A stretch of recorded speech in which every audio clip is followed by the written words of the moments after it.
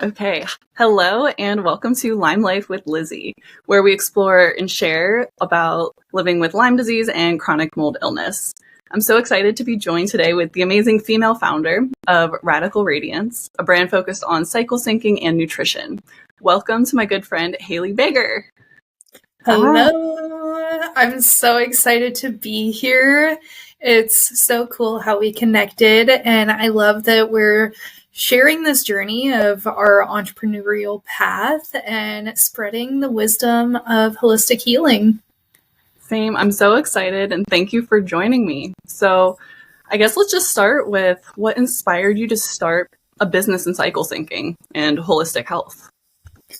Yeah, so it was actually in 2022, I started traveling for yoga and meditation. I went to Peru for a yoga retreat or a meditation retreat, and I absolutely fell in love with it. And so it was in that trip that I was like, I need to do a yoga teacher training and as soon as possible. So I found a yoga teacher training in Costa Rica like the next month, and I booked my flight, paid for my trip there and then, and went to Costa Rica, fell in love with it there. And I ended up staying for about 4 months. And in that, I was like exposed to the digital nomad life and working from your computer, doing what you love and are passionate about. And I looked up on YouTube and Skillshare, like how to start your own online business. And I had like my little notebook, and I thought it was going to be like yoga, because I was a yoga teacher at this little retreat center. And I knew that that's what I was going to do, is have some kind of holistic online business. But then once I moved back to the States, I had no money, no plan, no like landing spot. I moved in with my mom, and she didn't even know that I was coming back. I just came back and was like, hey, like I need to live here kind of. And in that time, I just saw the low quality life that most Americans have, and especially around nutrition and lifestyle. And at that time, I was missing my period. I had gotten off birth control and the IUD before I left for Costa Rica. And since then, I had been missing my period. So it was about 6 months that it was gone. And with the combination of missing my period and also seeing like the standard American diet, I was like, I don't want to be at any of this. Like, I'm going to take my own healing into my own hands.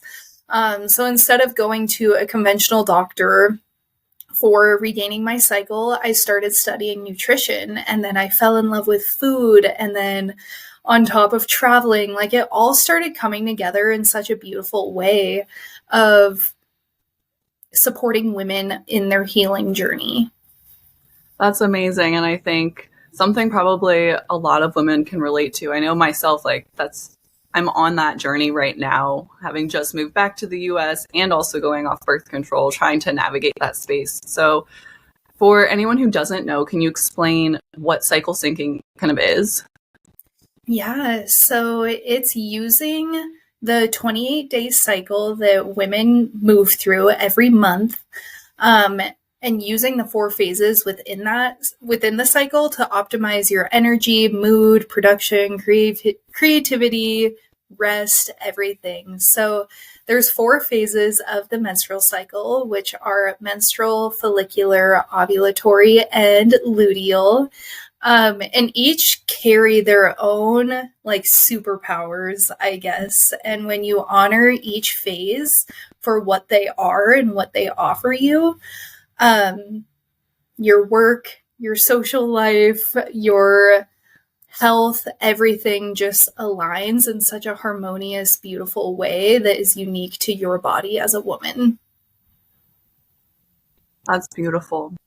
So how does nutrition or food impact this? Yeah, so with the nutrition, it's really amazing because with each phase, you can support your body in what it needs through food. So let's say in your menstrual cycle, you're really nourishing yourself through warm, grounding foods. Think of the menstrual cycle as the 4 seasons that we go through every year. We go through it every month. And of course, in the midst of winter, you're not eating like cold salads every day, or you have access to like certain foods, but instead your body is craving like that warm, dense, nourishing food. So the 4 phases, again, are the 4 seasons. So the menstrual is winter, follicular is spring, ovulatory is summer, and luteal is fall. So when you look outside, what do you like, or how do you nourish yourself when it's fall and you're living in Montana instead of nourishing yourself in summer when you're living in Costa Rica? Of course, it's very different to the foods that you have access to. So using that food or using that season that you're in internally helps externally as well. Are there favorite foods for each phase of your cycle that you always try to incorporate? Yeah, so in my luteal, or like in your luteal phase, your body craves more carbohydrates. And in that, it's like your body is preparing for that winter phase. And so your body is craving more like sweet food or more like magnesium rich food. So that's often why we crave like the baked goods or dark chocolate. And it's not just like a cliche thing that's said, oh, like, oh, I'm just craving dark chocolate. No, it's because your body is craving the minerals that are in that. And so when you look at the phase that you're in and look at it as a season, that's how I find my favorite foods. So in like my menstrual phase, I'm craving like soups because your body needs that warmth. But then in my ovulatory phase, that's when I'm wanting like fresh juice and like lighter greens because that's also supporting like the circulation of nutrients. And so you know that you're getting everything every month. That's pretty cool. So you mentioned that switching from birth control to cycle syncing was a process. Can you talk a little bit about, what that transition phase was like? Was it easy to immediately switch your routines and your eating habits? And just take us on that journey. So I was actually missing my period for over 2 years. And in that, I found so much frustration and sadness and grief because I was connecting to women who were very connected to their cycle and their sacred bleed. And I was seeing like women like use their blood as face masks and rituals and stuff. And that's what I wanted so bad. And so I would reach out to those women like, hey, I'm missing my period. How do you like cycle sync? What is this? How can I restore my period? And of course, they would respond to what they think that they knew, but also told me like, your body knows, trust that. And so in this transition, I was also like so obsessed with healthy eating. I was over exercising. I was definitely underweight. But at the time, I couldn't see why my period was still gone. And I think that was my biggest frustration is just looking outward for so many answers when the only answer was if I was able to slow down and listen to what my body had to say. And so with missing my period, it was really hard to actually find where I was at in my cycle because it's like, well, if I'm not bleeding, like, how do I even track this? And so I would just tune into my energy levels. Am I social today? Am I feeling like I don't want to get out of bed for 4 days straight? What kind of foods am I wanting? And it took probably close to a year and a half to be able to even like recognize this within myself. Because nothing was consistent within my body. Like one day I would be at the highest high and the next day I would be at the lowest low, and I just couldn't find any rhythm within me. And so the biggest answer that I had found was to slow down. And when my body told me that I needed to start eating meat again, because I was vegan at the time, I ate meat because I honored that. And I just intuitively started to tell what my body liked and what my body didn't like. And at certain times of the month, like, I really loved this. And at certain times, I didn't like it at all. So it's just such a deep internal knowing that your body truly is your guide. And if you have an irregular cycle, a heavy cycle, a missing cycle, the only answer is to slow down and truly listen in that moment. Yeah. Oftentimes that's easier said than done, but so important to do.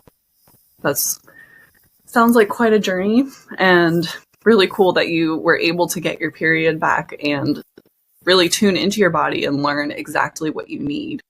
So something you touched on, you said you were overworking out in the beginning of this. Can you talk about how fitness kind of impacts your health in your cycle and how you work with that?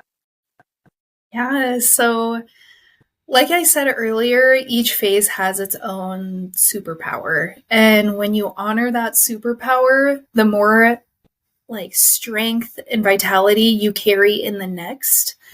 And so in your menstrual phase, this is a time for deep, deep restoration, rest, self-care, slowing down, doing things like walking and yoga, because you are shedding the previous month and the previous cycle, whatever it had. Not only are you bleeding and like shedding that way, but in your blood, it's carrying emotion and experience and ancestral healing and so much. So the more you can just honor this sacred time of slowness and stillness, when you go into your follicular phase, the next phase after bleeding, it's when you have like that burst of energy and your hormones begin to rise. And so you're going to have more energy to do things like strength training and maybe running and cardio, swimming, things that require more energy. And in ovulatory phase, that's your peak performance phase, whether it's in your work or in the gym or in your sport, whatever it is, you will have the most energy in working out. And then in your luteal phase, that's when it starts to dip again. And so it's like things like that require more consistent burning instead of like high burning. So climbing, yoga again, walking, like slower things, Pilates, but you're still moving. And when you don't honor your energy, that is how you reach burnout. So if you're running on your period, but you have absolutely no energy, you are only doing your body harm because you're not allowing your body to shed and also regenerate. But if you're running in your ovulatory phase and it feels like you can run 6 miles because you did honor that sacred rest, that's how you are building strength and endurance. Wow, that's really cool. I think even touching on burnout, I mean, that's such a huge, I think, issue many people face in the US, but I know myself, like, have gone through that several times. So how do you, or what advice, I guess, do you have for those trying to cycle sync, but also in the corporate world or working world? How does that intertwine? Yeah, this was actually something that I wanted to do within my business. I was creating this offer called the Body Business Blueprint, which I think will come back for sure. But it was all about cycle syncing your work, because we're not supposed to be creating all the time, producing all the time. And of course, we live in a society that is go, go, go 24/7. And if you aren't, then you're falling behind, or someone might like steal your position or whatever it is. And it's built on a masculine structure that is not complementing to the woman's body or even like emotion or anything. It's actually going against it. And so when you can tune into where you're at in your cycle. And of course, this takes a couple of months to know where you're at and what you're able to do in each cycle. You can then look at your calendar and be like, okay, I know that I'm working this 9-to-5 corporate job and I have to show up every single day. But I can then plan my schedule around where I'm currently at. So maybe I'll put all of my meetings and things that require more social battery in the times where I feel most social. So in my later follicular phase or my ovulatory phase. And maybe I'll put all of my like back end work on my luteal phase, something where I'm not going to have to talk to anybody, but I still have productivity juice running through me.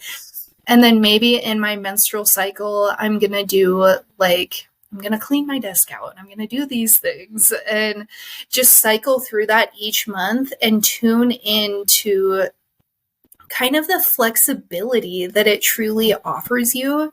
So then you're not having to show up every single day in the same energy as a man would. Yeah, that's so important. Our work system is definitely not built for women in mind, and I think the more people that can incorporate this into their work-life balance would notice the difference in their energy level. I know for myself, I'm new to this, but I'm trying to build Lyme Life in sync with my cycle for that reason, because I have faced burnout so many times. I just don't want to do it again, to be honest. Right. Yeah. And with your career, it's more of like your own thing. You're building it. You're not clocking in for somebody else. And what's beautiful about that is like, okay, in this time, let's say in my luteal phase, it's really amazing to show up every day consistently, almost like you're tying up loose ends, you're preparing for hibernation. What can I do to set myself up for success so then I can have a spaciousness in my bleed? So maybe I'm going to batch some content. Maybe I'm going to set up some like automated emails. Maybe I'm going to like tell people, hey, for the next week, I might not be super responsive. I'll touch back in 6 days or something like that. And just like letting people know, and like that way in your bleed, you're not like, oh, I feel so bad that I'm not responding to these people, or I feel bad that I'm not showing up online or whatever. But it's like, no, like I actually did these things to set myself up for success. So then I don't have the guilt of not showing up. See, that's a very interesting point. You're talking a lot about like the guilt and the pressure that you're putting on yourself or society puts on you. So how has shifting to living with your cycle impacted your mental health and your day-to-day? Yeah, that is a huge one, because it's almost like boundaries is a huge thing. And a lot of people think boundaries is like this, like setting up a boundary, like I'm closed off, you can't gain access to me, you know? But a boundary is actually like this, like everybody has the access to you if they can meet you through this thing that you have set for yourself. And so telling people like, hey, I'm sorry, but I don't think I can show up today in the way that I can, or like in the way that would be beneficial for either of us. Like telling your friends, hey, I'm not going to hang out today because I don't have the social battery.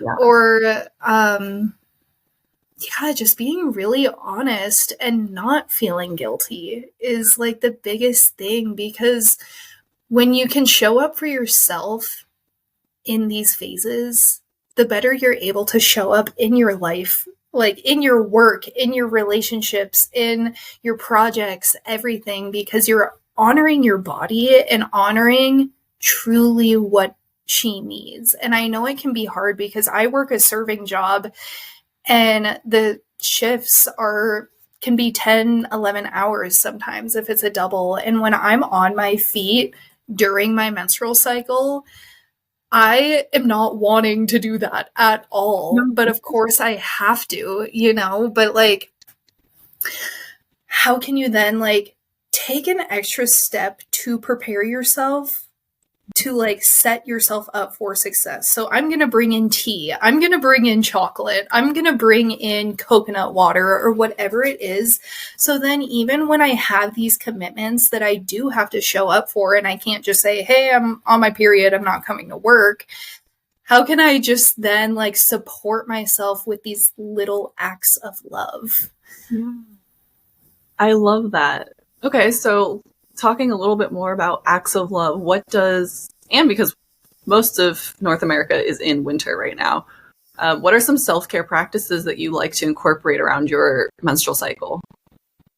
Yeah, so there's this beautiful one called Abhyanga. It's actually a Ayurvedic practice, but it's taking like some kind of neutral oil. I use sesame oil and just like lighting an incense, closing your curtains, setting down a towel, and it's a full self body massage. And I actually do this like 4 or 5 times a week, but you just like oil yourself head to toe, massage your feet, your scalp, your eyelids, like everything. And that also stimulates your lymphatic and drainage system, which is amazing. And so the more that you can do that in like your menstrual phase and also your follicular phase, because it's easy to get like excess estrogen, which is the hormone that is balancing your menstrual cycle and is your main sex hormone as a woman. It like drains all of that and balances it, and just like having that soothing self-touch. So even if you don't have time for all of that, like another beautiful self-care practice I've been doing is herbal tea. And like buying your own loose leaf tea or herbs and making that instead of coffee, or making like a almond milk cinnamon latte with like a decaf coffee, or even just like a steamer type thing. Or a beautiful self-care practice is also like putting on music and dancing and looking at yourself like sensually in the mirror. Which is amazing for like your ovulatory phase, because it's like when you're feeling your brightest, your sexiest, everything. So yeah, each phase just carries its own uniqueness in the way that you can really show up for yourself. That's so cool. So can you tell me a little bit more about how your energy levels and your hormones, metabolism, different aspects of you, how that fluctuates throughout your cycle? I know you touched on kind of energy earlier, but what other areas of life does that impact? Like the hormonal fluctuations? Yeah. Yeah, so it's like throughout your menstrual cycle, it of course impacts your energy levels, your mood, your metabolism, and also like the neurotransmitters in your brain because of this fluctuating energy, and also like your gut during certain seasons, and your insulin sensitivity, and also your metabolic rate. So for example, your rising estrogen in your luteal phase is what is causing an energy and mood and productivity. But then the progesterone in like your luteal phase is stabilizing that energy and calming the nervous system. And of course, in certain phases where you're moving more, like your ovulatory or your follicular, your metabolic rate is going to be higher because you are moving, you do have more energy.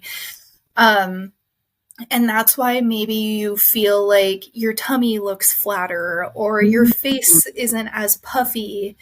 But like when you're in your later luteal phase in your menstrual cycle, your body like naturally holds on to more fluids and will soften because it needs more love and tenderness and care. So your metabolism does slow down a bit, and you might feel bloated more, but it's completely natural, and it shouldn't like take away from your life. Like PMS symptoms are normalized, but they aren't what should be happening, but it is natural to have fluctuating like body image throughout the months. And yeah, like I kind of lost track because someone was walking outside and it just went zoop.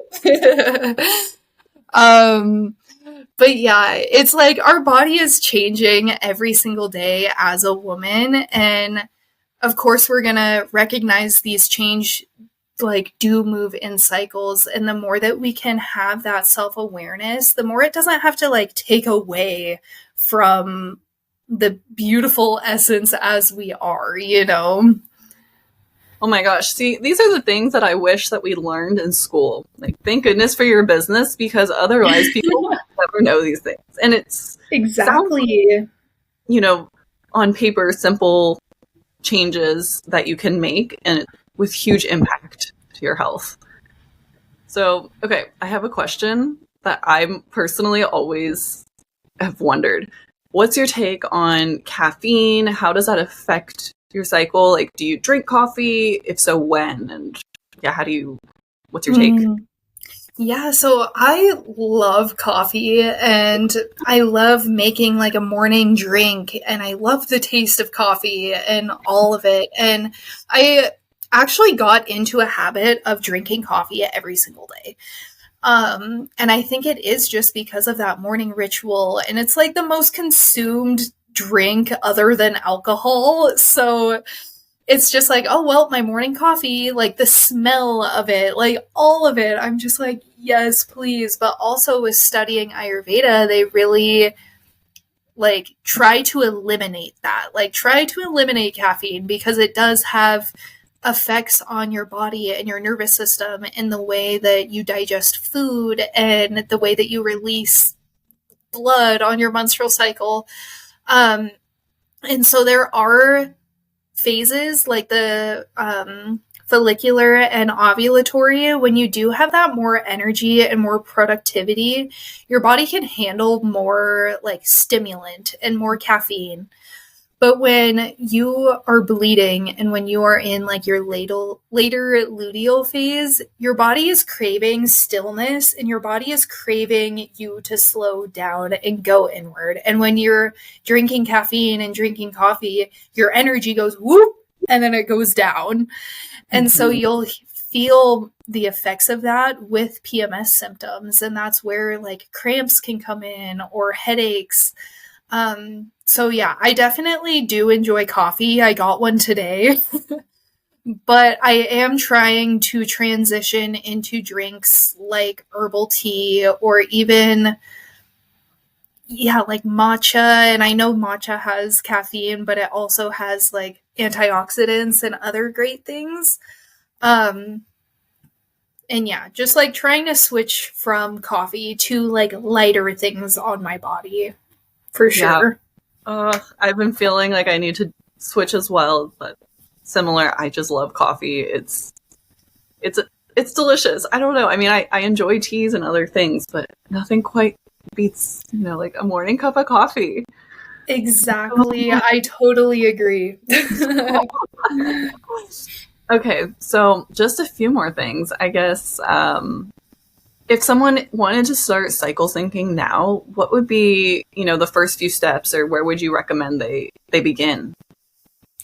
I would recommend tuning into your energy first. Because let's say you have no idea what cycle syncing is. This is the first time you've ever heard of it, or you've heard of the concept, but you've never tried it. Either download a cycle syncing app or write down your energy levels, like tuning in. Am I feeling low today? Am I feeling on top of the world today? Am I feeling sexy today? Or am I inward? Like, where are you? And just start like tracking that. And then with that, with the energy levels, I think the next step would be food. So it's like, what is my body craving today? Am I craving something heavier and warm, or am I craving something like a fresh fruit bowl with like a smoothie, And if you can then ask your womb to tell you what your womb weather is. Since we are moving through these cycles, our womb will tell us what season she is in. And of course, it takes a while because we've walked through our whole life not really communicating with our womb. Like, it is the portal of where we have entered this existence, and yet we go day in and day out thinking nothing of it. Yeah. And so if you can build this two-way communication system with you and your womb of every day placing a hand on your heart and a hand on your womb, like, what is my womb weather? For so long, mine was just gray and dormant and just cold, like, seriously what it looks like outside today, like no color at all. And then, like, once I started tracking something, I, like, sometimes it felt like a volcano and she was so active, while sometimes it felt like a garden and a meadow that was blue and lush, and or blue skies and lush green grass. And so, like, the more you tune into that, the more vibrant this, like, imagery will be, and the more you can really feel the season that you are in. Wow, that's beautiful. I love the imagery. I feel like that's something, it feels a little bit more attainable to, you know, put your hand on your heart and your sacral chakra and feel that and envision that, rather than trying to just blindly figure out where you're at in your cycle. Yeah. Exactly. Yeah, and somebody who taught me that is actually Josephine. Love Josephine. I know, same. Yeah. Oh my gosh. Okay. So if you were starting out again, what would be some advice you wish you had heard early on?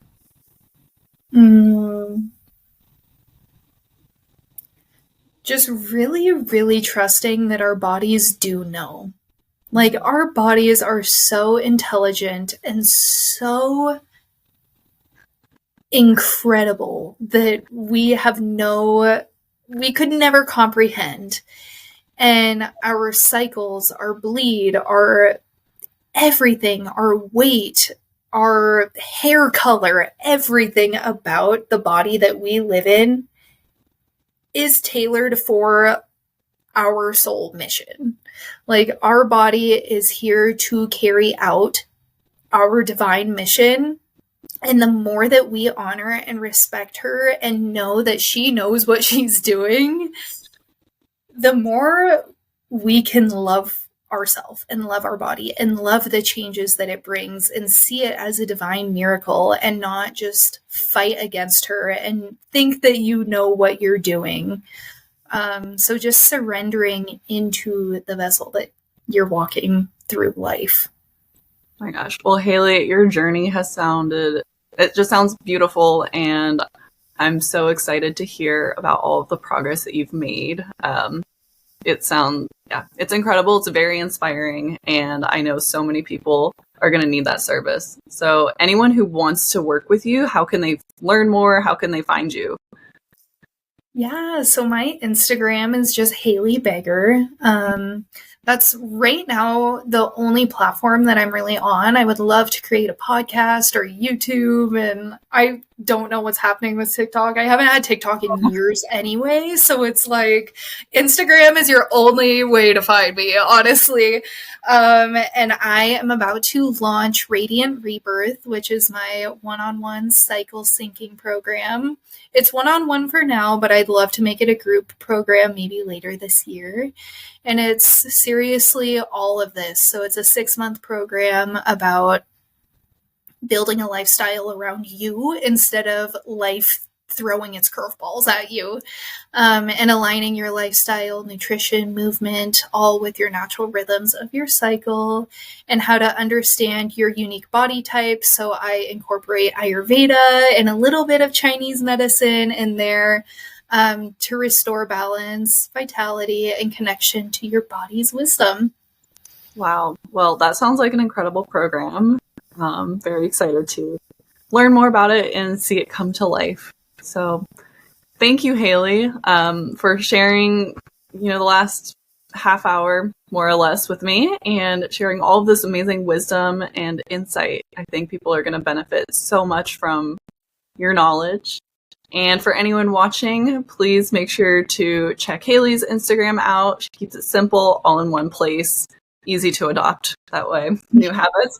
And follow along on Limelight for more information, resources, and tips. Thank you so much. Thank you, Lizzie.